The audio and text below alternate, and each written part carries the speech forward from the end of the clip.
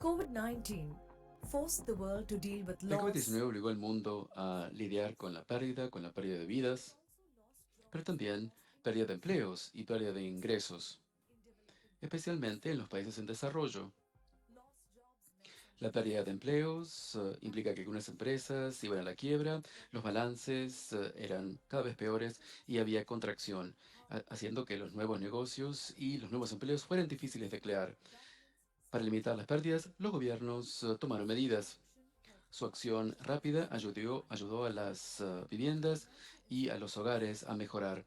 Y también hizo que las instituciones financieras siguieran operando. Pero eso costó mucho dinero y muchos gobiernos tomaron muchos empréstitos muy fuertes.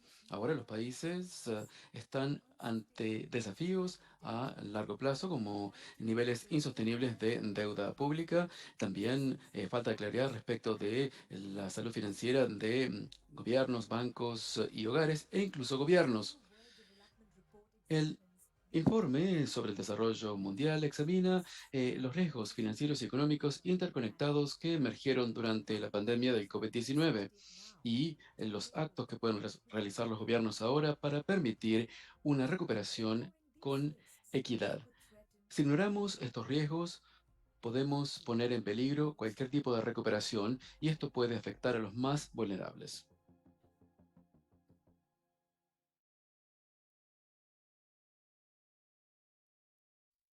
Welcome to everyone. Bienvenidos a todos a esta audiencia virtual y a nuestro público virtual en todo el mundo.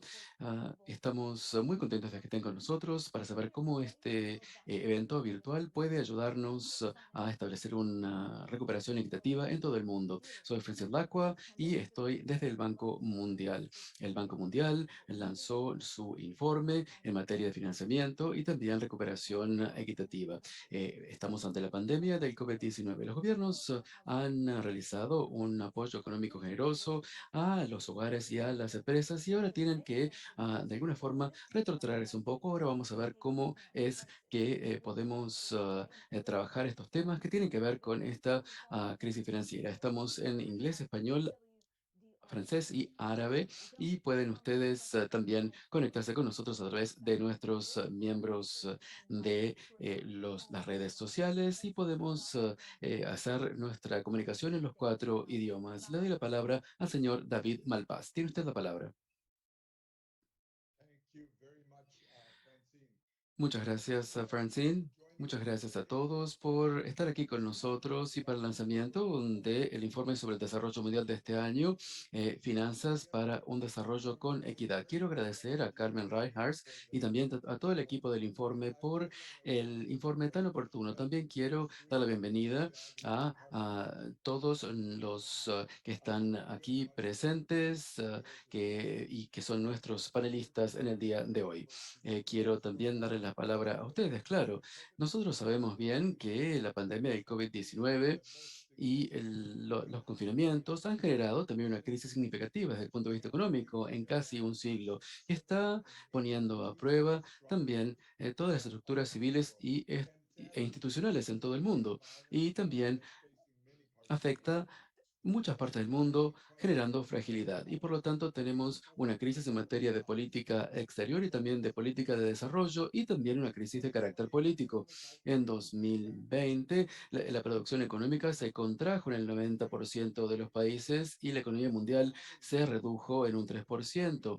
La pobreza creció en todo el mundo por primera vez en más de 20 años. La desigualdad empeoró y los países más pobres fueron afectados debido a esta crisis económicas y han quedado atrás en la recuperación. La recuperación en sí es algo que establece muchos desafíos y tiene muchos obstáculos.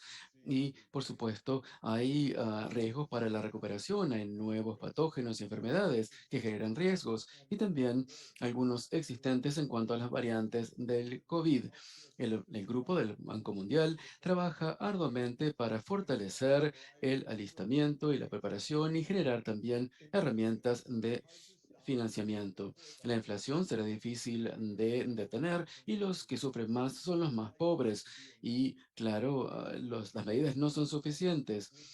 El aumento gradual de las tasas de interés y también implica que deben mantenerse las tasas en los niveles más bajos posibles. Y todavía hay muchas distorsiones en el sistema financiero mundial. En este sistema, después de el monetarismo, tenemos las políticas regulatorias, que es un tema del que vamos a hablar en el día de hoy para los países en desarrollo, y también tenemos el tema de la duración de los activos que son deficientes y también de las deudas públicas.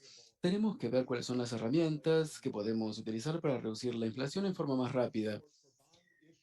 El apoyo actual de los emisores de bonos en el mundo concentra la riqueza en un segmento muy específico de las economías avanzadas. Es la desigualdad que observamos diariamente. Esto va a expensas de los pequeños negocios, un crecimiento que es lento y también una reducción de los ingresos medios. Y esta falta de asignación genera problemas en inversiones, en capacitación laboral y también en las logísticas de las cadenas de suministros. Pero no quiere decir que haya que subir las tasas de interés más rápidamente, específicamente en cuanto a las cuestiones de los nuevos negocios en los países en desarrollo, sino que es un argumento para que los gobiernos y los bancos centrales utilicen más herramientas al mismo tiempo. En vez de que los bancos centrales tengan deuda a largo plazo y la compren, hay que aumentar la madurez y la transparencia de todos los niveles de la deuda pública que está pendiente y hay que detener el crecimiento en la deuda interna. También hay que tener más transparencia en la deuda y la sustentabilidad en las economías avanzadas y de eso hemos abogado durante mucho tiempo. También es esencial que la política regulatoria financiera en las economías avanzadas reconozcan la importancia del capital de trabajo y también del el financiamiento del comercio, como lo hicimos en el informe.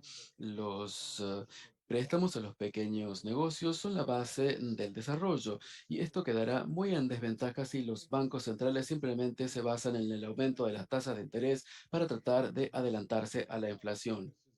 El nuevo informe se basa en los países en desarrollo y se enfoca en ellos y también en los diferentes efectos de contacto entre estas cuestiones y también las relaciones que existen entre gobiernos, bancos y también hogares. Los bancos centrales, perdón, tienen que apoyar en la recuperación. Hay fragilidad, hay riesgos, esos están a altos niveles, las condiciones de crédito están contrayéndose y muchas empresas entrarán en mora en sus pagos y muchos tendrán también que concentrar sus estándares de empréstito. Y claro, eso afectará a los pequeños negocios y a los hogares más pobres. También la deuda ha subido mucho en la pandemia. En algunos gobiernos tienen deuda pública muy alta y los ingresos han bajado mucho y también los gastos por COVID-19 han surgido. El surgimiento en los empréstitos también pueden generar efectos en el sector privado y los bancos dejan de prestar a los gobiernos y exponen a los bancos a un riesgo soberano concentrado. Estos temas están tratados en el informe. La política monetaria se contrae en las economías adelantadas, entonces es esencial que los riesgos se descubran y se gestionen en forma temprana. Es decir, si no se hace esto, la reestructuración de la deuda va a seguir en situaciones malas durante mucho tiempo. Para tener una deuda más sostenible, es importante mejorar la transparencia tanto de la deuda pública como de la privada. Esto permite detectar el riesgo financiero y permite la gestión proactiva de la deuda. Precisamos una reestructuración para los gobiernos y para la deuda interna. En este momento no hay un sistema ordenado para el reestructuramiento de la deuda soberana y también el marco común del G20 está detenido. El acceso al financiamiento es importante para la recuperación, es algo esencial. Las innovaciones tecnológicas y también los pagos digitales serán sumamente esenciales, específicamente para los hogares pobres y también para las pymes. Concluyo indicando que me complace mucho el lanzamiento tan oportuno de este informe. Se los recomiendo y felicito a quienes lo hicieron y le doy la palabra al panel para que pueda hablar de estos temas en más detalle, así que le daré la palabra a ustedes para que puedan comenzar. Muchas gracias por brindarnos este contexto global. Vamos a escuchar ahora a Leona Clapper, quien es directora del informe de 2022, quien nos dará una instantánea de los hallazgos principales del informe y de las recomendaciones de políticas. Leora, tienes la palabra.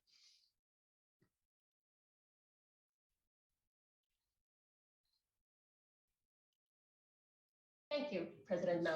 Muchas gracias, presidente Malpaz. Este informe tiene que ver con la identificación y la resolución de riesgos financieros que se han revelado o que han empeorado la situación durante la pandemia que podían también amenazar la recuperación general. El informe tiene que ver con la crisis de COVID-19 y también los programas económicos que fueron implementados al inicio de la pandemia y eso, claro, ahora tiene que retratarse en muchos países. Esto implica poner fin a los pagos de apoyos, a la moratoria de la deuda y también em, relajar también ciertas normas. Esto genera riesgos financieros sin precedentes para los gobiernos y para el sector privado, riesgos que los formuladores de políticas no pueden ver anteriormente debido a las medidas de apoyo y también la demora en los informes crediticios. Uno de de los mensajes principales que tienen que ver con un sector de la economía es que estas cosas no quedan solamente allí. Los balances de los hogares, de las empresas, de los bancos, de las instituciones de microfinanciamiento y de los gobiernos, todo esto está interconectado y por ejemplo, se puede generar una reacción en cadena que puede generar la desestabilización de toda la economía. Por ejemplo, cuando las familias y las empresas pierden sus ingresos, entran en incumplimiento de sus deudas. Los prestamistas entonces tienen malos créditos y todo el mundo sufre cuando la economía ex- experimenta una retracción crediticia. Y esto también afecta a los más pobres y a las pequeñas empresas que se basan en el crédito. Y entonces es muy importante ver en estas circunstancias estas cuestiones que tienen que ver con la desigualdad. Y hay que preocuparse, por ejemplo, el 50% de las empresas encuestadas en los países de ingresos medios y bajos indican que esperan entrar en mora. También hay incumplimientos en los préstamos. Y también, claro, hay instituciones financieras que están en dificultades. Aparte, hay niveles altos de deuda soberana. Hay menos ingresos por impuestos y eso, por supuesto, debilita a los gobiernos y hay efectos respecto de la deuda pública. Y también esto pone desafíos a los riesgos internacionales como las tasas de interés crecientes. Entonces, tenemos que ver cuatro áreas del riesgo. Primero, la moratoria en cuanto a las deudas y también un congelamiento de los informes crediticios ayudaron a prevenir una ola de incumplimientos durante la pandemia, pero también generaron una reducción en la transparencia de los mercados. Hay que identificar y reducir los préstamos deficientes y también hay que evitar la inercia. Y en segundo lugar, una resolución demorada de la deuda en dificultades. Hay que buscar sistemas de insolvencia que faciliten la conciliación y la mediación y que faciliten arreglos mejores para las pymes. Esto puede evitar que los capitales vayan que los capitales vayan a los negocios que no son rentables. También hay que tener un mejor acceso al crédito. Las herramientas financieras digitales y los modelos de empréstito pueden ayudar a los prestamistas a generar mejor el crédito y gestionarlo mejor y seguir brindando crédito. Los formuladores de políticas pueden ver regulaciones pro innovación. Muchos gobiernos tuvieron que pedir préstamos para financiar los gastos durante la pandemia. Entonces, la deuda soberana es muy alta. Así que es importante liberar recursos fiscales para respaldar la recuperación recuperación y la transformación hacia una economía más verde y evitar los problemas asociados con las deudas en dificultades financieras. Y también sabemos que hay muchos desafíos para la recuperación, pero somos optimistas en cuanto a estas herramientas. Hay interconexiones en la economía que pueden ir en direcciones muy buenas y hay que tener un sector privado que crezca para mejorar una recuperación. Esperemos que el informe pueda identificar cuáles son las políticas que pueden surgir como prioridades más importantes y asignar los mejores recursos, que son pocos, para apoyar una recuperación que sea con equidad. Muchas gracias. El informe es realmente excelente. Para aquellos que vean estos temas, sabemos que este informe ha sido lanzado este año y pueden ir ustedes a WDR 2021 para seguirnos por los medios sociales. Doy la palabra ahora a Carmen Reinhardt, quien es vicepresidenta senior y economista en jefe del Banco Mundial. También tenemos a Muldavi Indriati, quien es ministro de Finanzas de Indonesia. También a Agustín Carstens, quien es el gerente general del Banco de Pagos Internacionales. Muchas gracias. Recibimos muchas preguntas para formularles. Sigan con las preguntas. Vamos a ver ahora algunos de los temas planteados por Leora y por David. Ministra Indrawati, usted es ministra de Finanzas de uno de los países más grandes de ingresos medios. ¿Cómo han gestionado ustedes los riesgos del sector financiero y los desafíos que tienen que ver con su país para respaldar la recuperación? Muchas gracias entonces por este informe. Este informe es muy oportuno y tenemos que decir que la pandemia ha tenido realmente enormes efectos en todo el mundo, la contracción de la economía, específicamente en 2020. Esto está seguido por la contracción de los ingresos. Para Indonesia, por ejemplo, la contracción de la economía es 2,07 en 2020 y desde el punto de los ingresos, bajaron los ingresos en un 16% y los gastos subieron el 12%.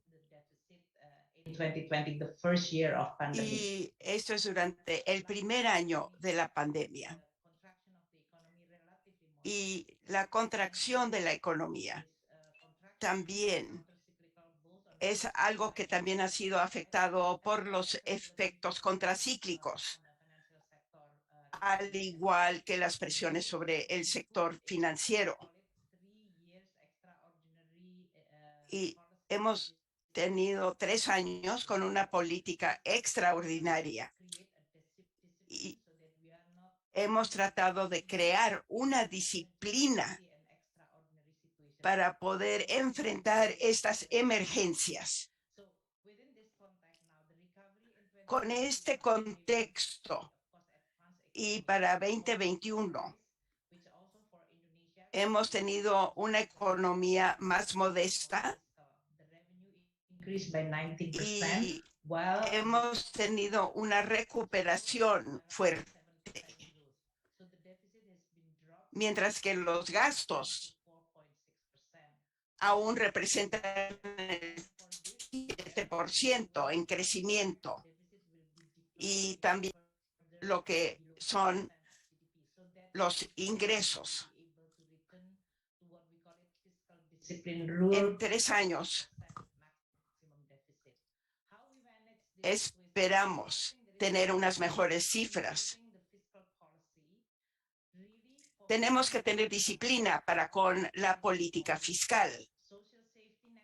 Tenemos que tener una red de seguridad social para proteger a la sociedad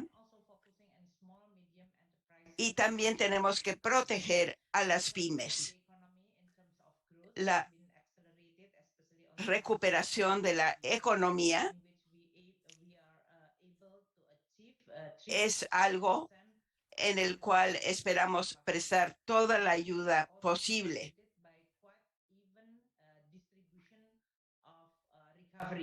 Y queremos una distribución más equitativa de la recuperación. Ahora, en cuanto a la oferta, tenemos manufactura y servicios. Y aquí hemos visto también un rebote y una recuperación. con este contexto para que nosotros administremos lo fiscal. También tenemos que ver los problemas de la pandemia. Esto es crítico para Indonesia. Tenemos que mejorar la recaudación de impuestos y tenemos que recaudar también impuestos personales. Next year in 2025. So this is Eso also a para very, este año y el año próximo. not to disrupt the recovery process, while at the same time Y no queremos detener la recuperación, also credible way. The second one, que tiene que ser una recuperación medida. the central bank during this time Y también tenemos el apoyo del Banco Central. bonds directly El Banco Central tiene la posibilidad de comprar bonos del gobierno as well as a social safety net. y también puede ofrecer una red de seguridad social. Undermining the independence of the central bank. Y no queremos socavar la independencia del Banco Central. And that provide us with also a strong room for this maneuver on the monetary side. Y también tenemos que asegurar la fortaleza del lado monetario. Y esto especialmente para 2023. Tenemos una política activa y tenemos un proceso de recuperación y lo que no queremos es que empeore la situación. Ya tenemos una tasa de vacunación de 60-70% y tenemos más confianza en cuanto a la recuperación y el manejo de la deuda. We have a much better and stronger foundation. One last thing is, of course, on Y external con todo esto esperamos tener un fundamento mucho más fuerte.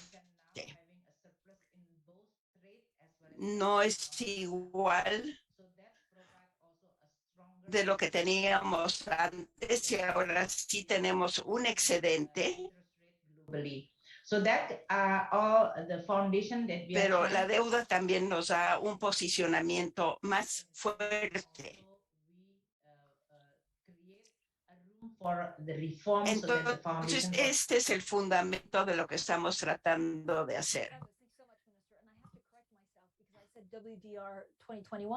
Y también tenemos que ofrecer un espacio para las reformas necesarias. Muchas gracias. Ahora yo primero dije WDR 2021, pero me corrijo y es 2022. Ahora, ¿cuáles son los riesgos post-pandémicos desde la perspectiva de un prestatario? Primero, hay que reconocer que este es uno de los mensajes, que el riesgo es muy elevado en todos los países y por lo tanto tiene que haber una respuesta política adecuada. Y como dijo la ministra, la mayoría de los países no han tenido el beneficio de una recuperación, como lo ha tenido Indonesia. Entonces, en aquellos países en donde la recuperación aún no se logra, y esa es la mayoría de los países, cuando vemos ingresos per cápita que están por debajo de lo que fueron en 2019, y esto se puede correlacionar con otros indicadores sociales y económicos. También la mayoría de los mercados en desarrollo y emergentes sufren de inflación y por lo tanto los salarios reales han sido erosionados también. Y dentro de este contexto, cuando se busca una recuperación sostenible, ¿cómo se relaciona esto a la WDR?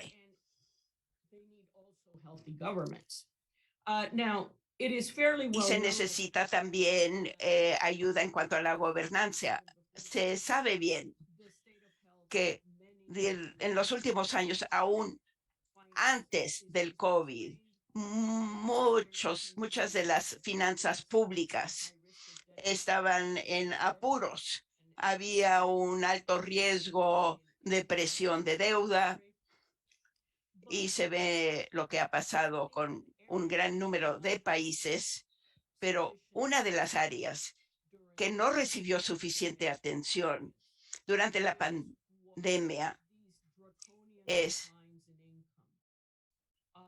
han sido las tremendas bajas de ingresos. Ahora, ya estamos en el tercer año de la pandemia y cómo ha afectado a los hogares, al sector privado, a las empresas. Y ya escuchamos de la ministra. Hay respuestas fiscales y monetarias y estímulos, pero la política, especialmente durante la pandemia,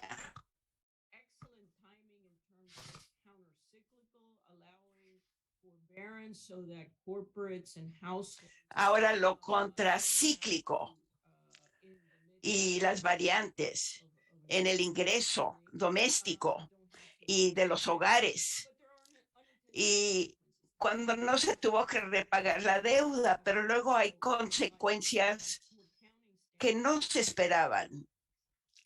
Y también las normas de contabilidad. Hemos tenido unos 20 años de progreso en los países en vías de desarrollo, con normas de contabilidad más normalizadas y mejoradas. Y la pandemia lo atrasó. Una preocupación que vamos a reiterar, y esto lo hemos escuchado de David de Leora. ¿A qué grado vamos a ver un riesgo de lo que vemos y de lo que no vemos? Y habiendo estudiado las crisis financieras durante muchas décadas, es muy importante ver o tratar de ver lo que no vemos durante una crisis. ¿Qué pasa después de una crisis? ¿Cuáles son las sorpresas? Vemos que las deudas fueron mucho mayores. La crisis de 97, se pensó que el Banco de Reserva de Tailandia tenía más reservas y así no fue. Hay que ser muy cautelosos. Hay que hacer pruebas de estrés, porque creo que las políticas que tanto han ayudado cuando se puede extender el pago de una deuda pueden afectar y pueden representar una sorpresa negativa. Y nos interesan mucho las encuestas post-crisis. Hay que ver qué pasa con las pymes. Y muchas veces lo que preguntamos, ¿están en mora? ¿Esperan estar en mora? Y las respuestas realmente son de preocupación.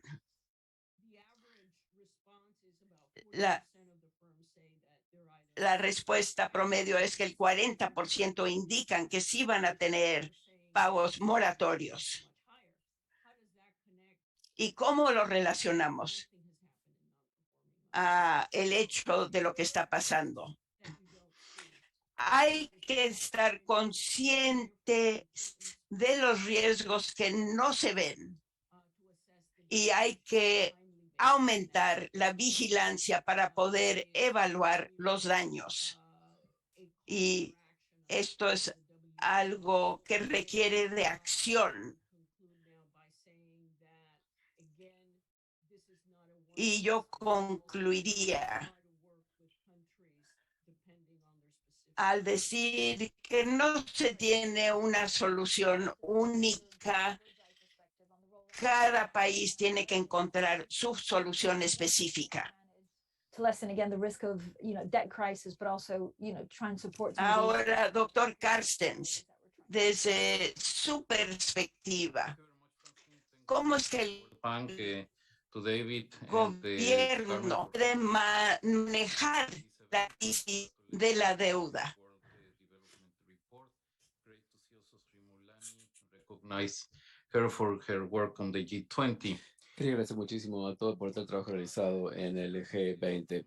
Vamos a comenzar entonces desde un principio que es clave, creo yo. Creo que el tema real al que nos hemos enfrentado en los últimos 2 años tiene que ver con este shock real. Este shock real fue la pandemia y tuvo un impacto muy importante en cuanto a la actividad económica. Las macropolíticas se han implementado para mejorar el impacto inicial, para que este shock no se traduzca en una depresión y en una crisis financiera. Y creo que hasta ahora las cosas van bien. Hemos podido hacerlo.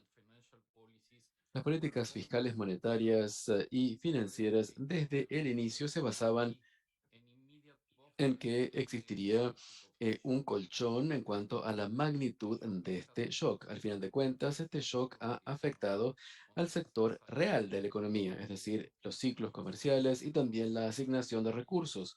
La solución va a exigir una reasignación importante de los recursos económicos y también una reforma de gran estructura que podría aumentar la posibilidad de crecimiento. Muchos de los problemas que tenemos podrían minimizarse si el crecimiento se profundizase.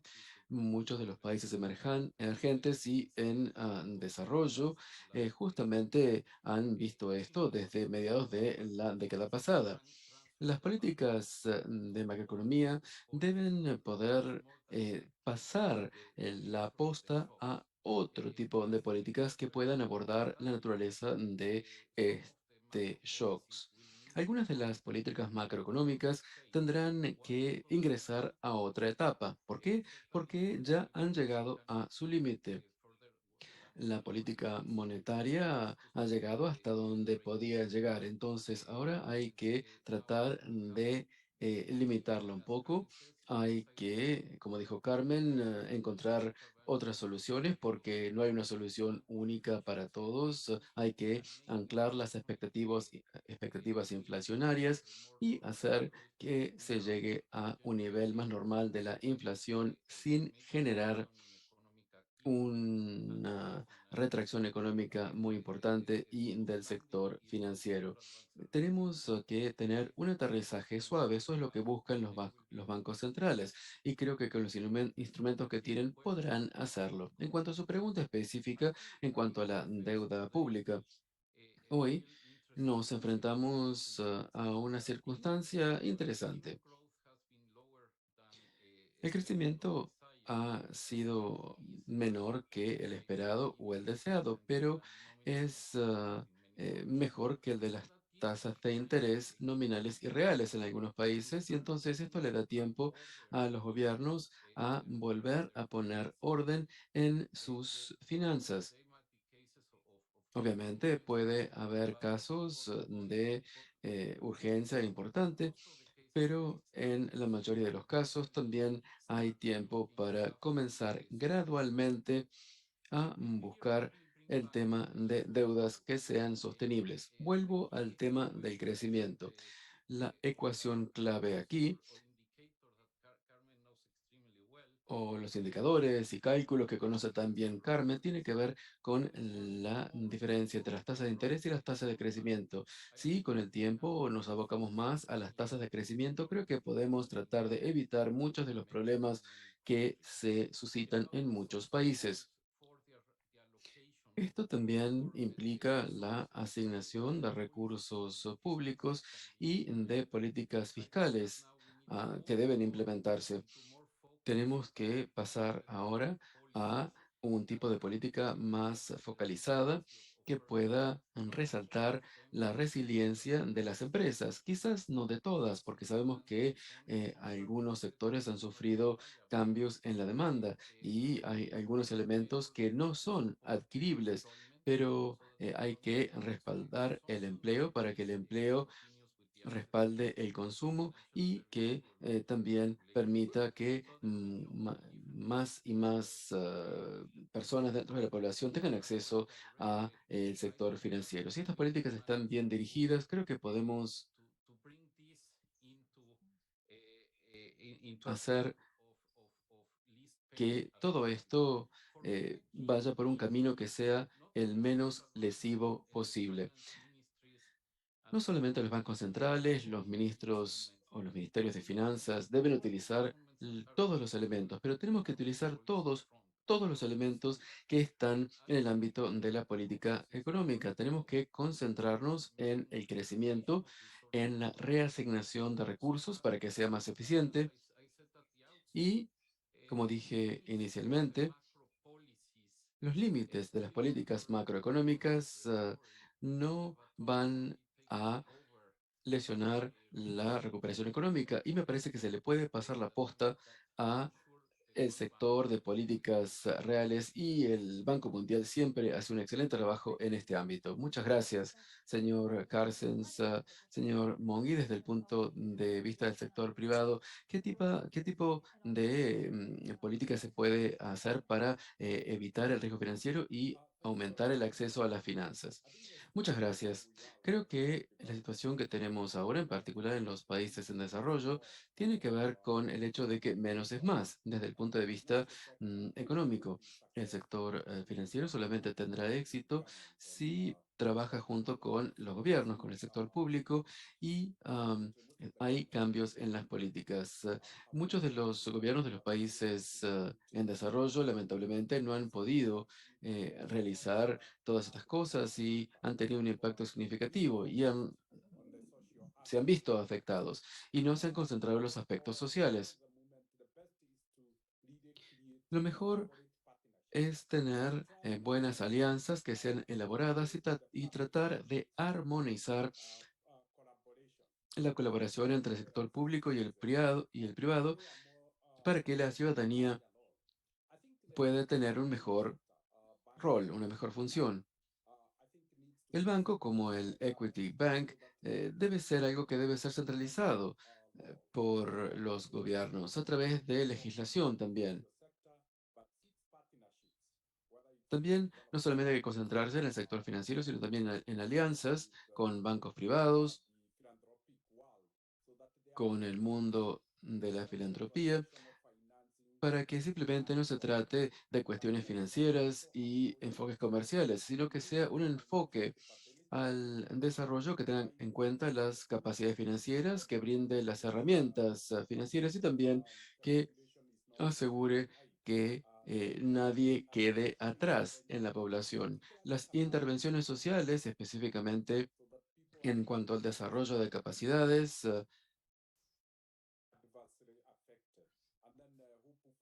y también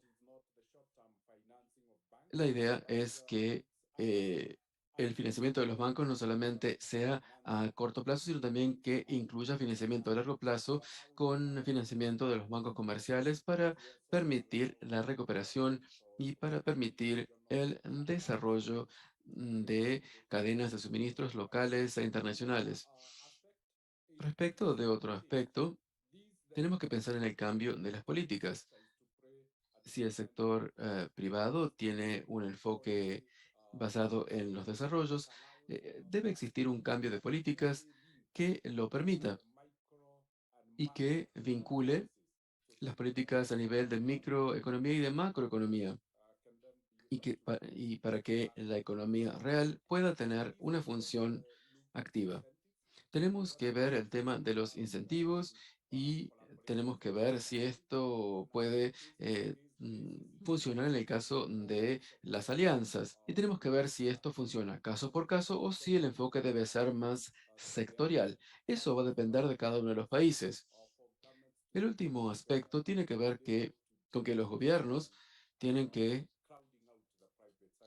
aprender a ver este tema de la multitud de elementos que existen y de cuestiones financieras que existen en el sector privado. Y tenemos que pensar en el nivel alto de préstamos improductivos y eso ha afectado también al riesgo soberano. Los gobiernos tratan de reemplazar los ingresos perdidos debido a la falta de impuestos y a través de la corrección de la deuda, hay que lograr un equilibrio de forma tal de no dejar de lado al sector privado y también para tener los estímulos que se precisan en la economía real. Así es como veo yo la situación en donde el gobierno puede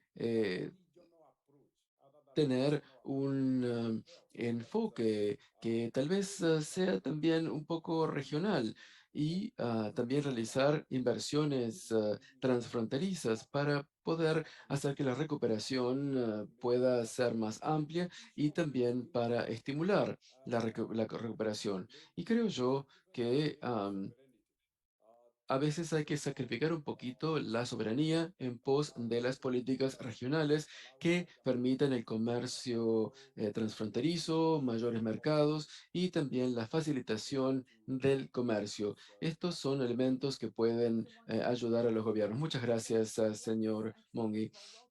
Primero queremos darle a nuestro público la bienvenida. Estamos hablando del informe sobre el desarrollo mundial y también la recuperación con equidad. Ahora vamos a pedirles a ustedes que hagan una encuesta. En el mundo ideal, los reguladores de políticas podrían abordar estos desafíos, pero dado que no pueden hacerlo, tienen que priorizar las cosas. Entonces, ¿cuál debería ser la prioridad para respaldar una recuperación con equidad? A es identificar y abordar los préstamos improductivos y también la estabilidad del sector financiero. B, resolver los préstamos en problemas de viviendas y también de las empresas. Y el C es asegurar el acceso al crédito a las viviendas de bajos recursos. Y D es abordar el tema de la deuda soberana que tiene un nivel altísimo y es un nivel récord. Y entonces tengo un par de preguntas también para la ministra. ¿Qué pueden hacer entonces los formuladores de políticas en estos momentos? Hay que abordar estos temas y es difícil, pero ¿qué pueden hacer los formuladores de políticas con el alto nivel de deuda privada para evitar una contracción crediticia o también la existencia de que los bancos le brinden créditos a firmas que no pueden pagarlos?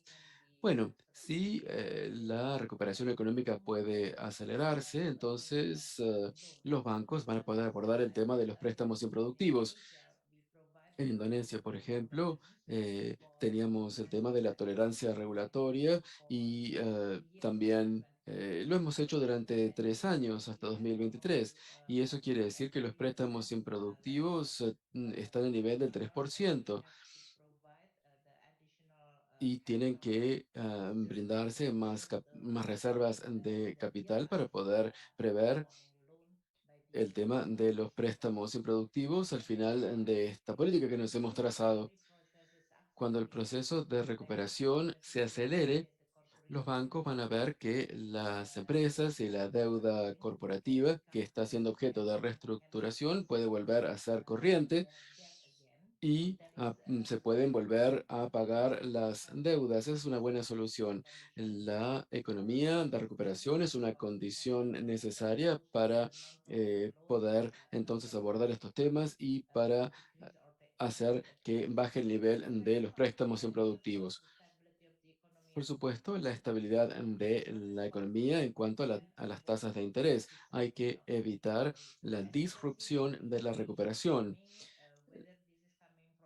la inflación, ya sea por una disrupción de la oferta o por cuestiones laborales. Bueno, en Indonesia, aunque la tasa de desempleo ha aumentado del 5% al 7% debido al COVID de 2020, nuestro proceso de recuperación también ha implicado una baja del desempleo. Indonesia, por ejemplo, a diferencia de otros países avanzados, tiene un sector informal. Entonces, la oferta laboral no es un problema. La disrupción de la oferta no es un problema, pero sí tenemos presiones inflacionarias y también de los precios de los productos básicos, como por ejemplo el petróleo, etcétera. Eso generará presiones. La inflación desde el punto de vista del consumidor, eso es muy importante y es bastante bajo ese nivel.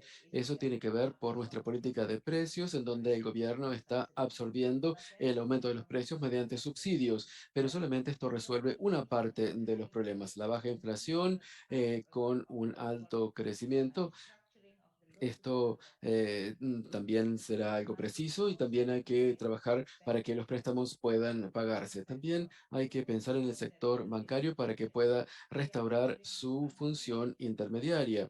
En 2020, debido a la pandemia, hubo una retracción crediticia y eso generó una contracción de más o menos el 5%. Así que hay que pensar en la oferta, en donde hay una movilidad que se ha detenido y también los créditos se han detenido o han bajado. Los préstamos improductivos, los préstamos improductivos también han subido.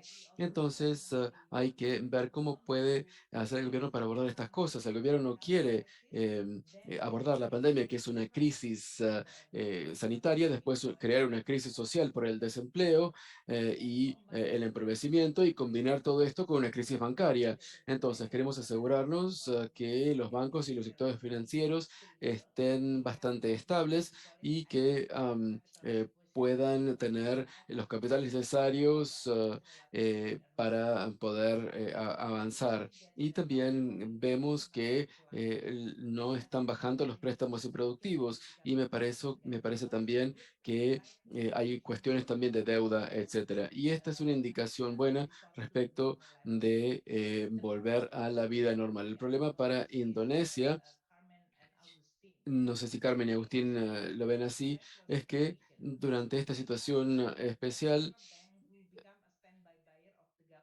le pedimos al Banco Mundial, mejor dicho, le pedimos al Banco Central que fuese también un prestamista, pero hay una preferencia por la compra de bonos públicos. Entonces, el déficit gubernamental, el déficit fiscal está respaldado directamente por el Banco Central y también por el sector bancario. El sector bancario no está dando préstamos. Entonces, tenemos que normalizar esta situación.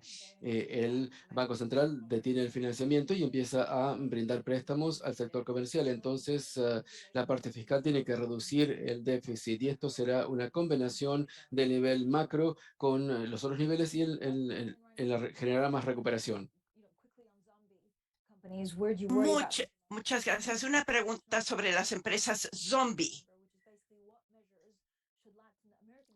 ¿Cuáles son las medidas que deben tomar los países latinoamericanos hoy día para evitar estos problemas?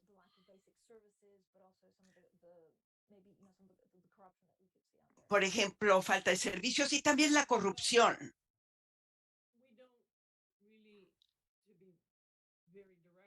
Voy a ser directa.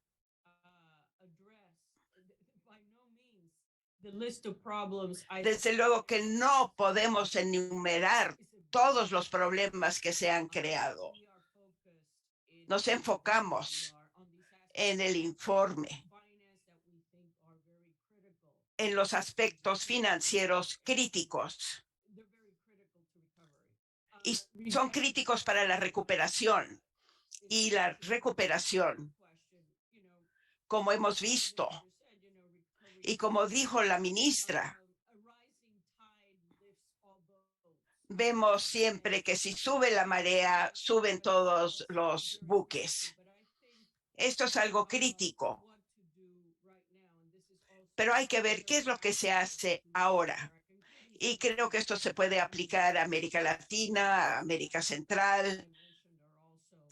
Y he mencionado varias encuestas que nos dan información un poco inquietante.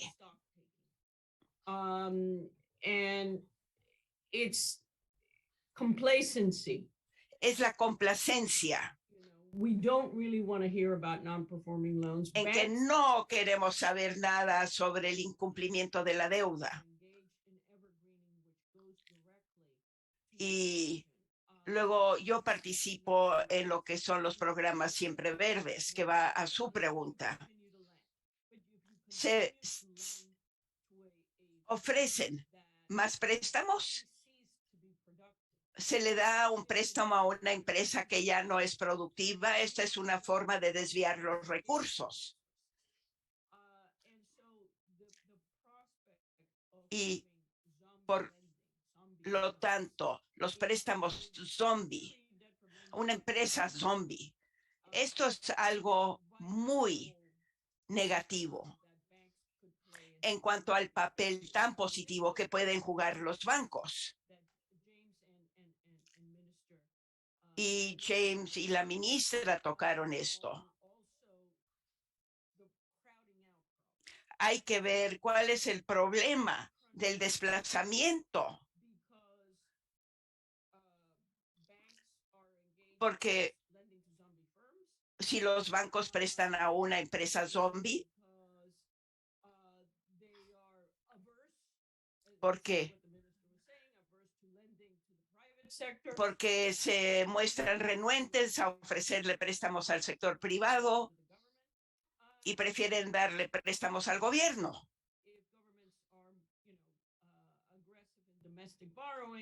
Y si los gobiernos son agresivos en cuanto a los préstamos nacionales, queremos evitar, desde luego, la contracción crediticia.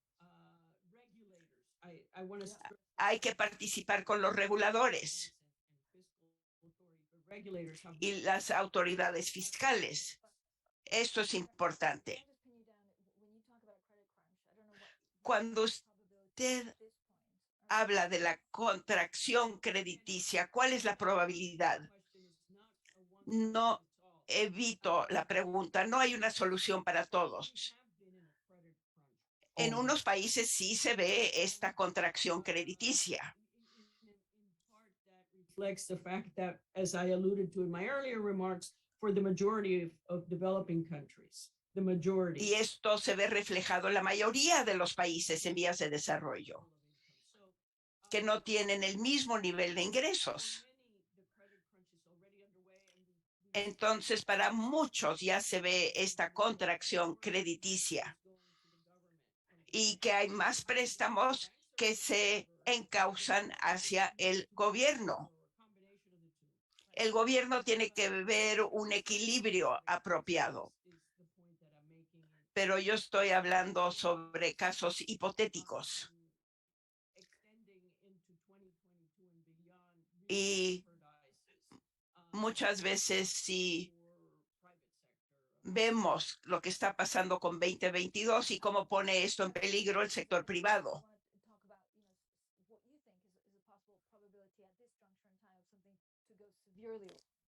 Ahora, ¿qué cree que puede pasar?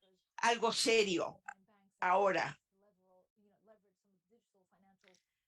ya que los bancos sí pueden ofrecer un apalancamiento de los servicios financieros.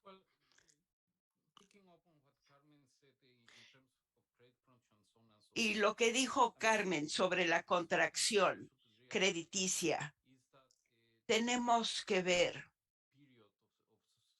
que cuando hay dificultades en la economía mundial, no es consecuencia de una crisis financiera. problem was in the financial sector. Ahora, cuando vemos que el epicentro fue en el sector financiero y no siempre ha sido el caso. En estos casos, el sector financiero puede ser parte de la solución y creo que hasta ahora lo ha sido. En general, no vemos una crisis latina y tampoco vemos una crisis bancaria. Y creo que los principios de Basilea se han aplicado bien y que los bancos comerciales tienen la capacidad de absorber pérdidas. Y sí, quizá no ha habido una recuperación tan rápida como quisiéramos, porque con todos estos eventos ha habido enorme incertidumbre. Y uno de los papeles, y puede haber una acción conjunta entre lo público y lo privado. Hay que compartir los riesgos en una forma eficaz. Muchos préstamos se pueden ofrecer a través de los bancos públicos de desarrollo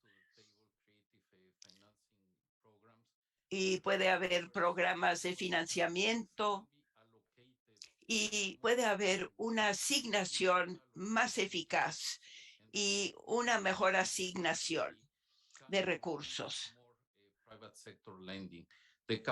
Y así se podría tener más préstamos para el sector privado. Y todo esto tiene que ver mucho con el riesgo. Y luego con la pandemia tenemos que lograr más crecimiento como objetivo principal. Ahora tengo los resultados de la encuesta que voy a compartir. El 60% han dicho que lo más importante es la C, asegurar acceso al crédito, especialmente para los hogares de bajos ingresos y las pymes. Ahora, es una prioridad, pero ahora, ¿cuáles son los desafíos? ¿Cómo se logra?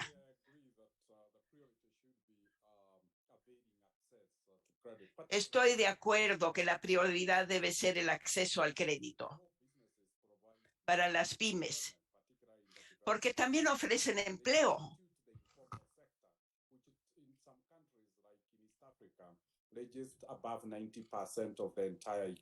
Y muchas veces, como en el oriente del África, representan el 95% de la economía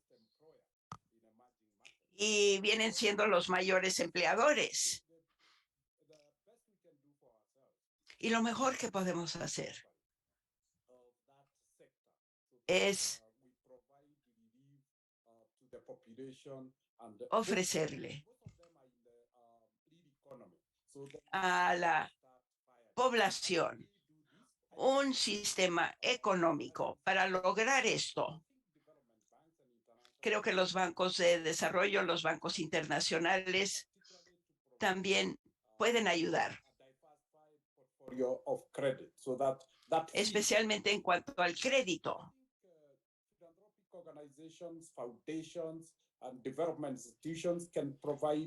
Y las decisiones sobre el desarrollo pueden ofrecer ciertas garantías. Y puede haber un riesgo muy elevado, pero hay que compartirlo.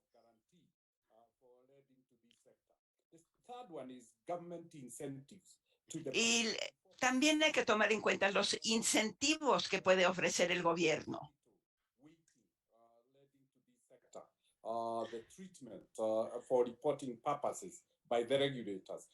Y también tienen que participar los reguladores. All the efforts, all the hearts are on the deck of getting the economy to start recovering. Y todo esto para que se inicie una verdadera recuperación. Casi se nos acaba el tiempo. Ahora pregunto, ¿cuáles su preocupación mayor para los próximos 12 meses. Señor Carson, 30 seconds. 30 segundos. Number one, and the low growth. Number two. El bajo crecimiento. Y primero la pandemia y segundo el bajo crecimiento. El aumento en tasas de interés y la inflación. Y un crecimiento bajo debido a la pandemia. Y Carmen Reinhardt, no podemos dejar a un lado a la pandemia, pero la inflación no se puede separar de la pandemia. Y muchas veces se nos olvida que la inflación representa un impuesto regresivo. Environment is most appropriate for the private sector. Creo que hay que tener un entorno económico apropiado para el sector privado. Y hay que ver cómo estimular y ayudar a la población a que salga de su situación. Pues muchas gracias a todos. Y gracias por su participación. Y como han escuchado hoy día, no se tiene una solución única para todos, pero aprendemos de la experiencia de los unos y los otros. Esperemos que sigan en comunicación con nosotros y muchas gracias a todos nuestros panelistas.